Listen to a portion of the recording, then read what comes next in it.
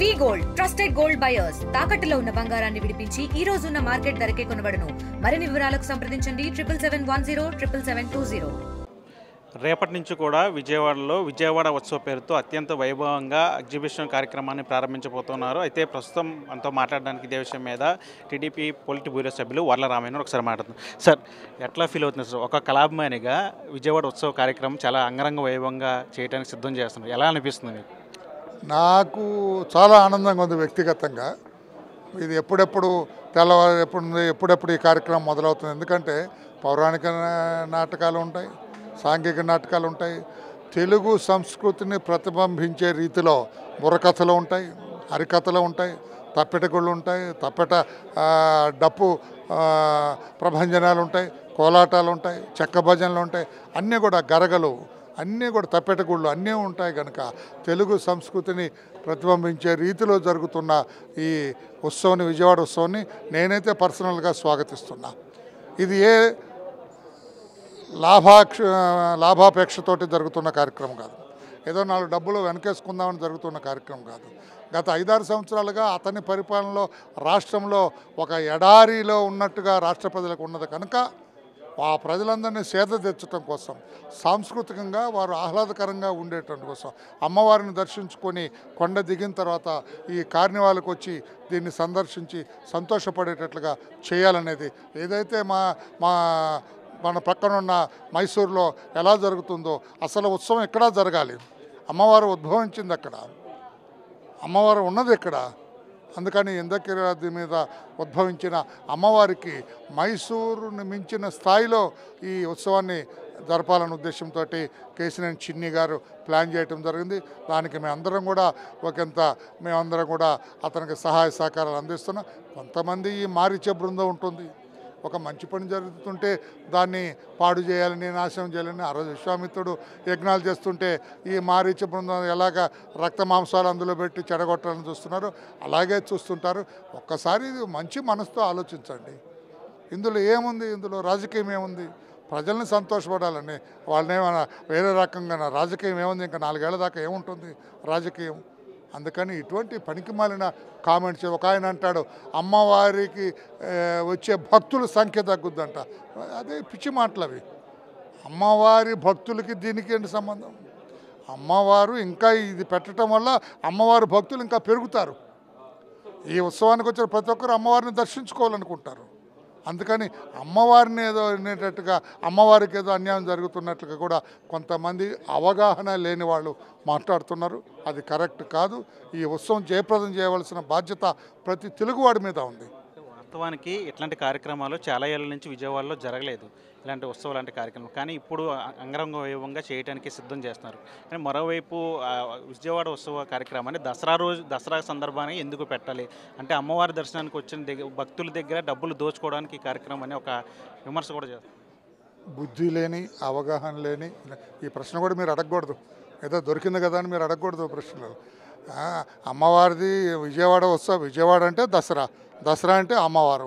ఈ సందర్భంలో పెడతారు. కానీ ఎప్పుడో ఒకసారి ఎవరో చూడనప్పుడు చీకట్లో కన్ను కొడతారండి.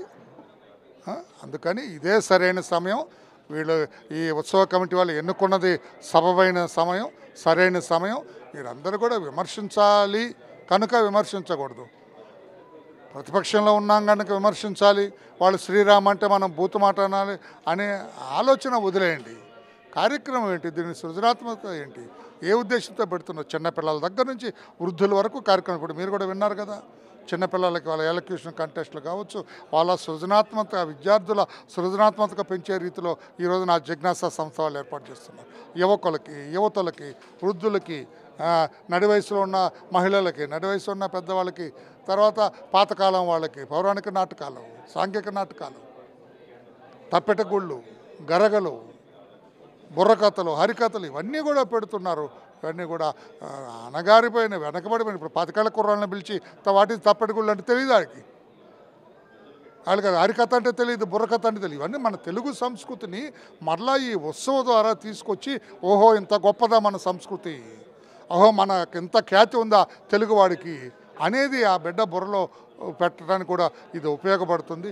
ఈ అపోజ్ చేయాలనుకునే వాళ్ళకి, విమర్శించే వాళ్ళకి రాజకీయ విమర్శలు చేయొద్దు దయచేసి.